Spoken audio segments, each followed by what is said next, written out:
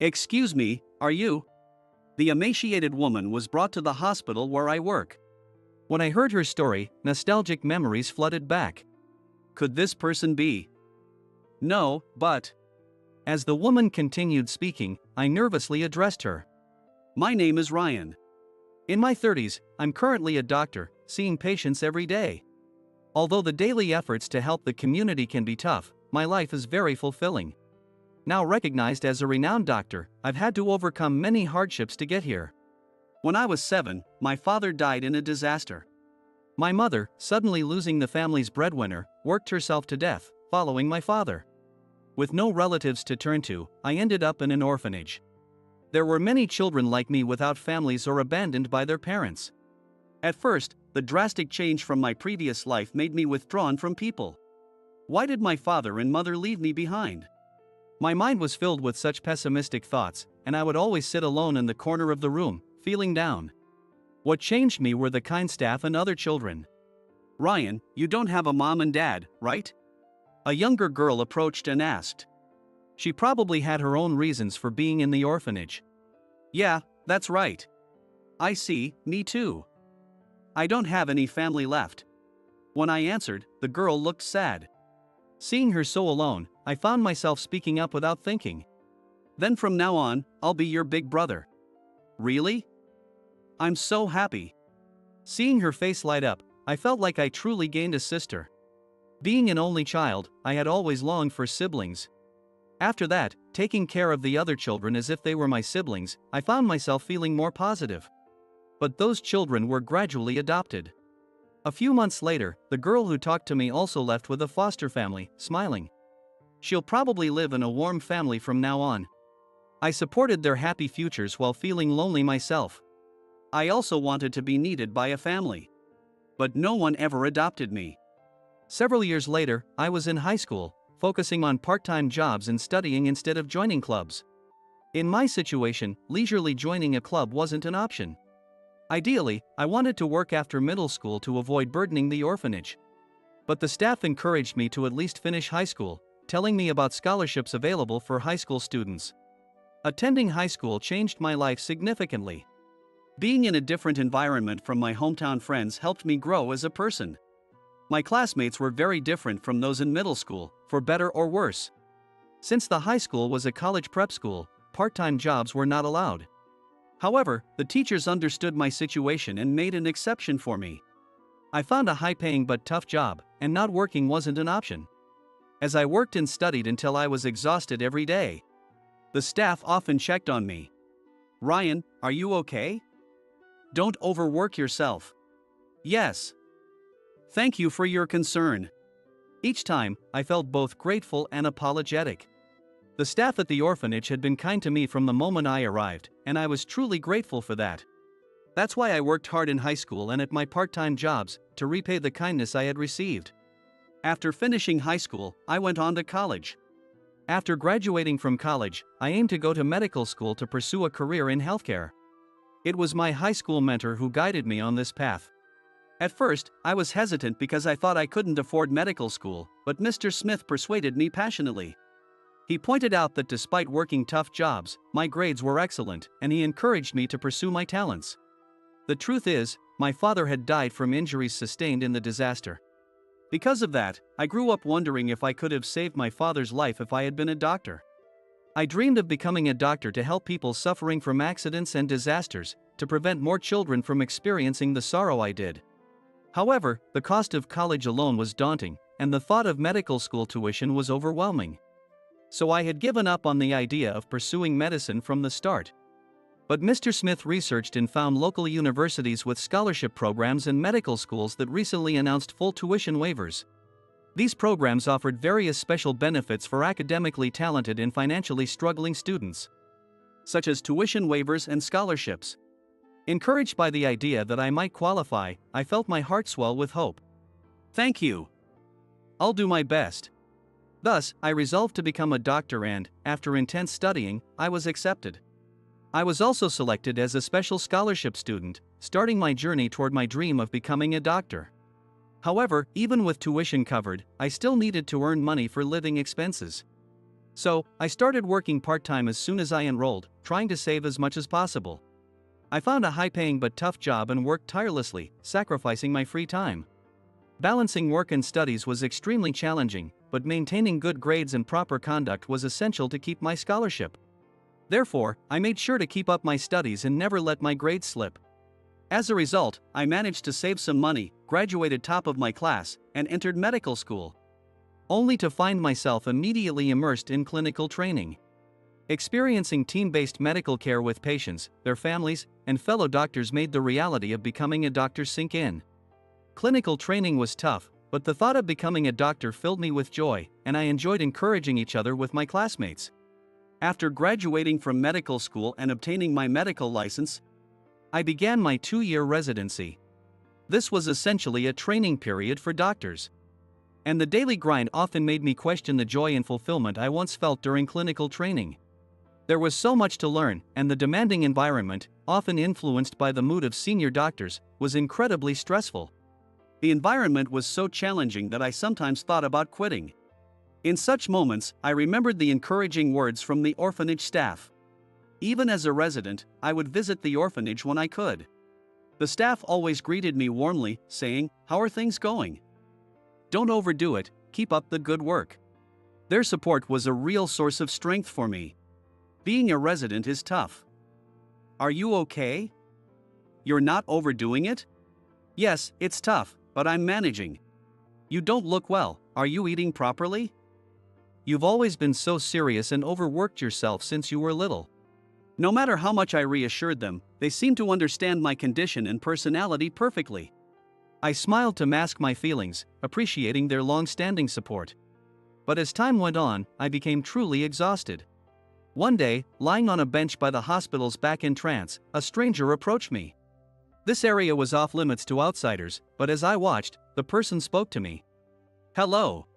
She was a beautiful woman with a kind smile, and I felt a little flustered. "Nice to meet you, I'm Emily. I'm here for work." "Nice to meet you." "Nice to meet you too. I'm Ryan." When I introduced myself, Emily extended her hand for a handshake. I reached out, and she smiled warmly. Emily had a friendly personality, and despite being strangers, she chatted with me comfortably. Encouraged by her, I found myself responding more and more. I learned from our conversations that Emily was about 10 years older than me. I was surprised because she looked so young and beautiful. We ended up talking a lot about work, favorite music, and other topics. "I come here often, so let's chat again." "Yeah, I'd like to talk to you again too." "That's nice of you to say." "See you then." Emily waved and walked away. I knew she didn't see me as a man since I was 10 years younger, but I still wanted to see and talk with her. The turning point in my life came after meeting Emily a few times. One day, I was so busy that I forgot to eat lunch, and my stomach growled loudly in front of Emily. "Ryan, are you eating properly?" "I didn't have time today. The hospital cafeteria is closed, and I can't afford to buy a lunchbox from the convenience store." "Really?" I honestly admitted that I was struggling financially. People often think doctors earn high salaries, but as a resident, I earned less than most office workers my age. I was so busy that I couldn't cook. And ready-made food was expensive, so I sometimes skipped meals. After hearing my story, Emily smiled warmly and made an unexpected offer. "Then I'll bring you lunch. It would make things easier for you, right?" "Really? Is that okay with you?" I was surprised, and Emily's face lit up. "If we meet here every day, you can have lunch. But I'd feel bad about causing you trouble." "It's fine. I make lunch every day anyways, so it's no extra trouble to make 2 instead of 1.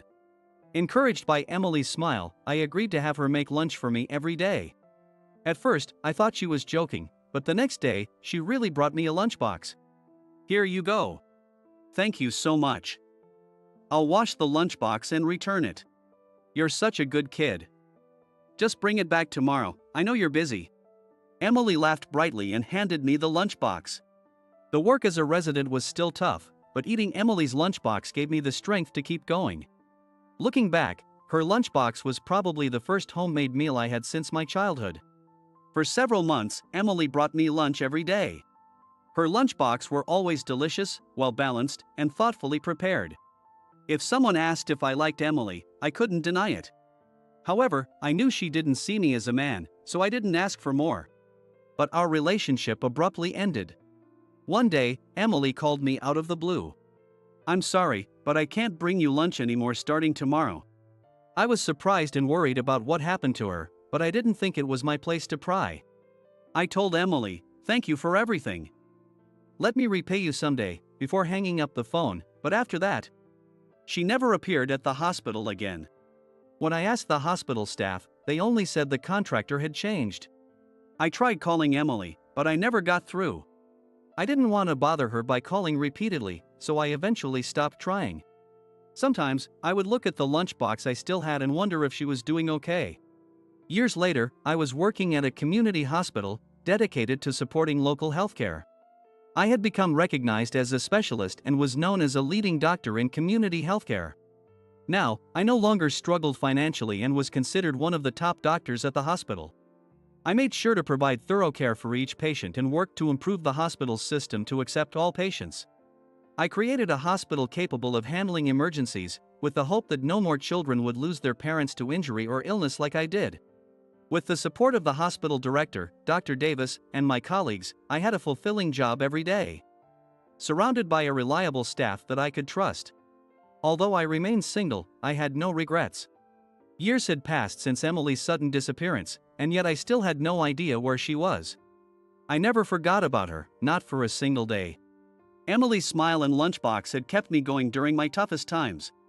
I tried searching for her many times, but each attempt ended in disappointment. No matter how grateful I was, to Emily, I was just an acquaintance.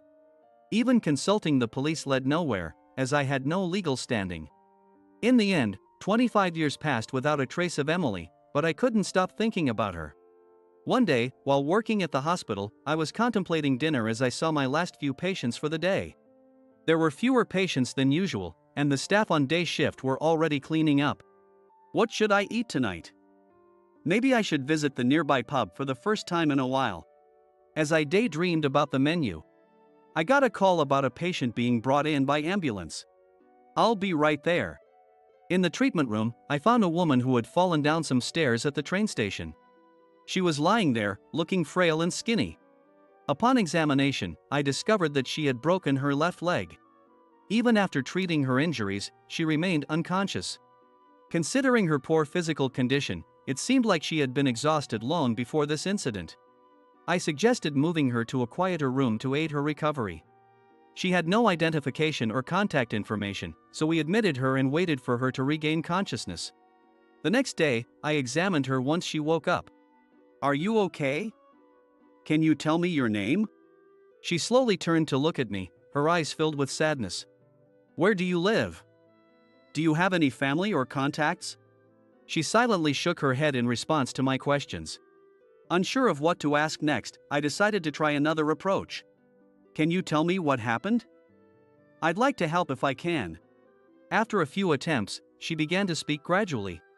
It turned out she had been helping with her father's business, but when finances became strained and she confronted him, he abandoned her and disappeared.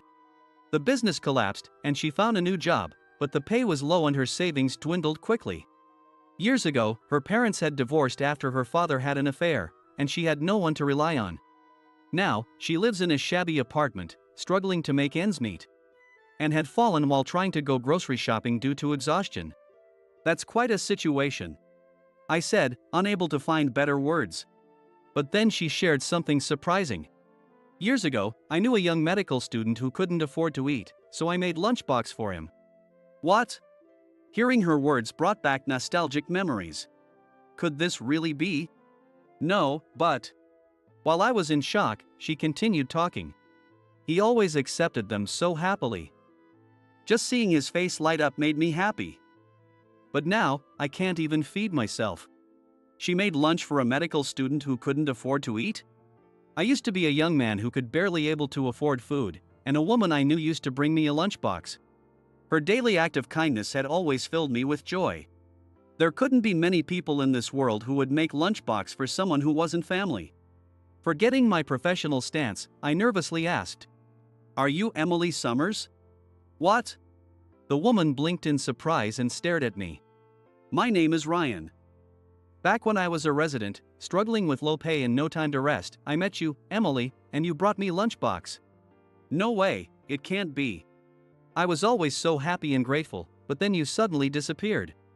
I watched her reaction closely. Tears began to fall from her large eyes as she said, I am Emily Summers. It really is you, Emily. Ryan. You've become a wonderful doctor. Thanks to you, Emily.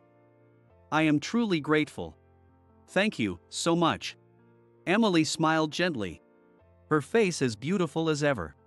But behind that lovely smile, I couldn't forget the tragic circumstances she had just shared. I wondered what I should do next. I couldn't just discharge Emily and let her go. I couldn't abandon the woman who had helped me during my toughest times. What should I do? What could I do for Emily? After considering various possibilities, I came to a conclusion.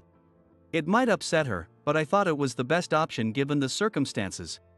Emily, if you don't mind, would you stay at my place after you're discharged? What? Emily's eyes widened in surprise. Of course, she would be shocked. The man she once gave lunchbox to. And now he was asking her to live with him. I'm a doctor now and financially stable. If you don't want to, I won't force you, but I'm worried about you. I think things might get worse if you continue as you are. I spoke honestly about my concerns. Emily looked down, contemplating, and after a while, she murmured, would it be okay for someone like me to live with you? I want you to live with me. You helped me back then, and now it's my turn to help you. Then, I'll take you up on your offer. Great. Seeing Emily's shy smile, I felt a deep sense of relief. I wanted to make up for all the hardship she had endured. As soon as she was discharged, I brought her to my home. Years have passed since that surprising reunion. Emily still lives with me, and she looks happy. Her once skinny body is now healthy and her expressions are much brighter. Emily often thanks me. And it's become a habit for me to thank her in return. When we got used to living together, I asked her a question that had been on my mind. By the way, why did you bring me lunchbox?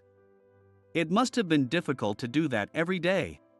Emily then shared something surprising. You reminded me of my brother. It turned out that Emily had a much younger brother, and they were separated when their parents divorced. He went with their mother. They had been close siblings, and she often made meals for her hungry brother. Seeing me, a boy of similar age struggling and hungry, she couldn't just stand by. So she decided to bring me lunchbox as something she could do to help. I see. He was a wonderful brother. Knowing a boy your age was hungry, I just couldn't ignore it. Hearing Emily's response, I thought once again how kind she was. Glad I asked. I had one more question. Why did you suddenly stop coming to the hospital? At that time, my father disappeared. I had to close down his business and contact all the clients, so I was overwhelmed. I see. Even in such a tough situation, you still contacted me. Thank you so much. I thanked Emily again. Memories flooded back, and tears welled up in my eyes. Emily gently hugged me. Emily has continued to live with me since then. We are neither lovers nor spouses, but living with Emily makes me genuinely happy. Though unspoken, I hope she feels the same way. I hope we can stay together forever. With that thought, I continue my work at the hospital today.